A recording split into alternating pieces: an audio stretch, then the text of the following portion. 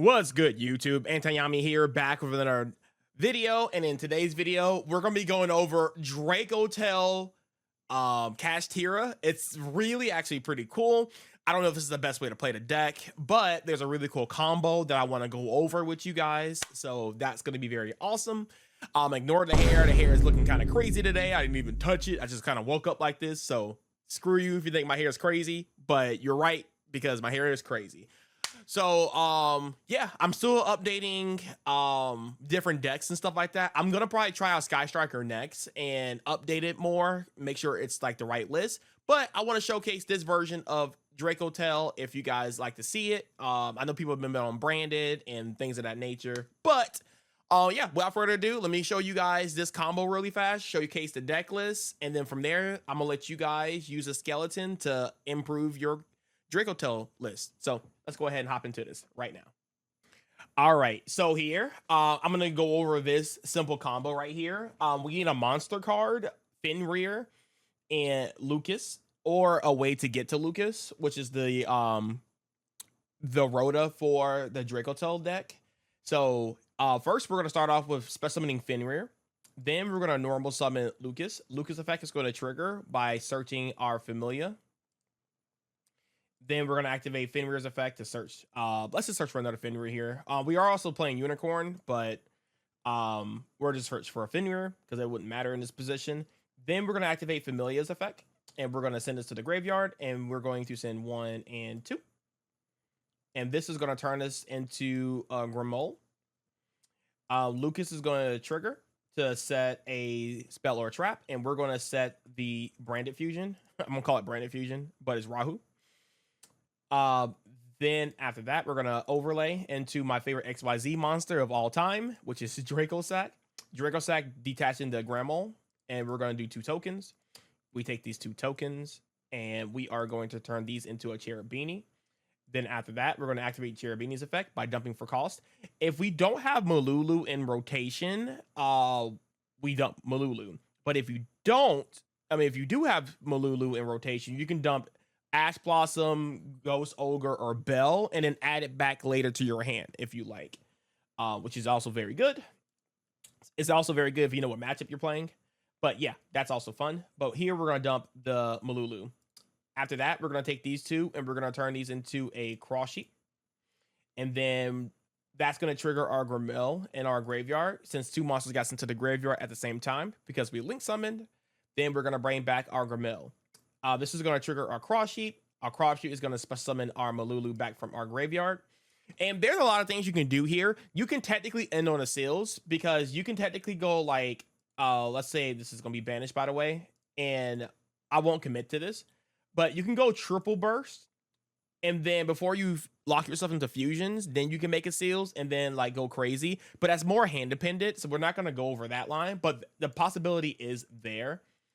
But in this particular combo, we're going to keep Cross Sheep on board because it's useful, right? So here we're going to activate the effect of Malulu, and we're going to send itself and Fuaros or any monster hand trap. As long as it's any monster card, it doesn't really matter what card you send. But yeah, we're going to use the worst one, which is Fuaros in this position.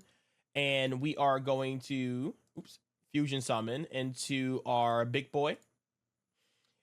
Then we're going to do Chain Link 1, and we're going to target our Familia. And then Chain Link 2 is going to set a trap. So this is going to add back, or in this case, we're going to set the spell since we didn't go through our spell yet. So now we can have that into rotation, set that. Then after that, we can activate this card. Then we can go for our Fireboy. Send that to the grave. And then we can go for our Rahu. Rahu is going to send... Actually, don't search the Fireboy. I'm crazy. You search for the Green Boy instead. I'm getting my combo lines mixed up. My bad. So then, yeah, you search for Green Boy, and then you activate Rahu. Rahu is going to send Familia and the Fireboy now. And that's going to fusion summon into another Grimoire. Or since you made spellcaster and dragon, you can actually summon this guy right here if you like to have him on your end board here. And this card is really good because it's a floodgate, obviously, for the mirror match, which is really, really good. But you can target one dragon and spellcast a monster in your graveyard. You can special summon one and place the other one to the bottom of your deck. And it's sad, this is not a quick effect. So if you want to use it to like extra extend something from your graveyard, that's also very possible too. And this is also very funny too, because now we can side deck, and it's gonna be really toxic. You can actually side deck Jowgen. And you can actually go Cherubini, dump Jowgen, and then make this. Does it matter? It says target one dragon spellcaster. Yeah, so you can actually bring back Jowgen, which is really toxic. So, hey, I just discovered a new combo in mid cooking this. So, yeah, fun. Jowgen locking. But anyway, here we're going to trigger these two, and we're going to set both of the traps here.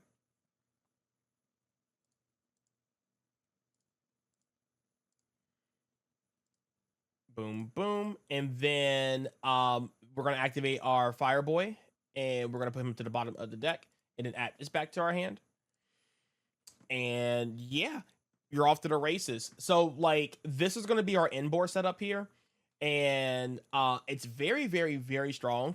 And I feel like we can do so much, because if we ever fusion summon again with the Familia here, we can go summon a monster to our crop seat zone. And then that would trigger to bring back our Malulu, or it can bring back our Lucas if you like. And then you can continue to add more lines and more plays in that typical scenario. And if you want to do cards like Phantasme or anything that can special summon to the cross sheep zone here, it's also great too. And also, if you send these to the graveyard like this is going to get banished. It can bring itself back out to the cross sheep zone to add more pressure. So like, cross sheep on inboard is actually not too bad. But yeah, that's going to be it for the combo here. And let's go ahead and hop into the deck list. All right, so this is deck list time. So the non-engine really don't matter here, because it could be whatever you want. And I just talked about Jowgen. Let me see if I can find spellcaster effect 3/3. He's a 3, right? Spellcaster.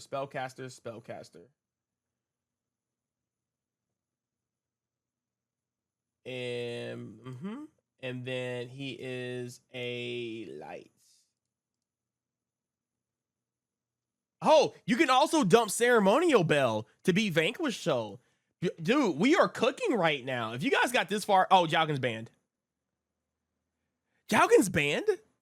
Did I forget about banned Jowgen? Okay, well, that's great. I'm glad that card is banned, because yeah, okay. I forgot Jowgen got banned. Jesus. Okay.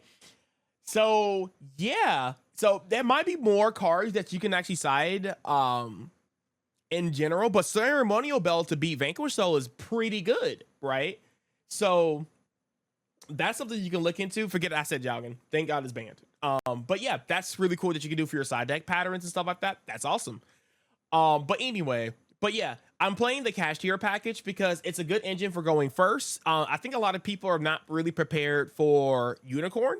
So Unicorn ripping is very strong in some scenarios. Like, for example, if you're going to get Yummy, you can banish the Cookie, or not Cookie. Well, you can banish Cookie Yummy Way if you like, but you want to get rid of the Cookie Yummy Way. Cookie Cupsy Yummy Way. If they're playing only one, right? So that's like really annoying. Or you can banish certain other things too. Like, you could probably hit a Snatchy on your turn if you get a hand trap, and then a Snatchy on their turn, and then they're only down to one Snatchy if you like. Like, it's there's so many things you can definitely do with this. It's really cool. I think Unicorn is very underrated, and I feel like this is one of the best ways to play Kash tier is in Dracotails. Fenrir's is Fenrir's. I mean, it's good for going first, good for going second. Also, Fenrir's are not bad if you're going against decks that play on your turn, right? So Fenrir can interact with the Canine cards, and they can also interact with the Vanquish Soul cards, which is really, really good. So I think these two cards are very, very, very strong. in today's meta. And then of course we got the 3-3-3-1-1. I think that's pretty standard for the most part. And then you play the 3-3. I mean, yeah, and then the 2 traps. And of course you play the 1 birth because of unicorn.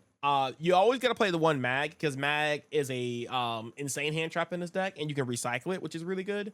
And then I'm playing the Charmy cards, and then I'm playing the 7 hand traps here because you can dump it off a Cherubini and add it back. So that's the only reason why I'm playing those. But again, those can be swapped around any way you like. And of course, I feel like Phantasme in a side deck is pretty recommended in this deck as well, and things of that nature. So, but yeah, going into the extra deck, I play 3 of these. You could play 2 if you like, but I'm on 3 right now just because whatever. You're playing Philia Regulus, which is really good. This card is insane. Versus the Yummy matchup, it's really good. You can play this versus the the mirror match in the Dracotails, and then you play 2 Gremels. I think 2 is fine. Then you do the Dracosack combo. You can do Dracosack with a Cross Sheep, Cherubini. You still got the Spirit of Blue Eyes plus the Hierarch Seals.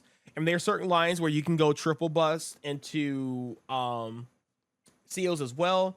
But yeah, this card can honestly be cuttable because Cross Sheep is still just fine on your inboard if you get that far. And of course, I'm playing Big Eye. I don't know what else to put in for the rank 7, or it could be something different. This could be very super flex spot. Who knows? Whatever.